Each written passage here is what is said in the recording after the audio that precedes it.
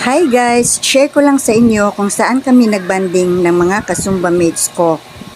We decided to spend our Mother's Day celebration in this very cool place. Ang ganda dito guys! Ang linaw-linaw ng tubig, so cool and so fresh.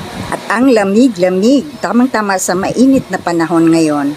Flowing non-stop ang water kaya siguradong malinis ito. Maraming mini pools na pagpipilian kung saan mo gustong lumulblog at maraming trees sa paligid kaya hindi ka masyadong maiinitan. Di masyadong exposed to the sun. Natural ang tubig galing sa bundok at pinifilter ito kaya malinis talaga. Masarap magbanding kasama ang pamilya at mga kaibigan dito. Mag-enjoy sa malamig na tubig at mag-relax sa kapreskuhan ng lugar na ito.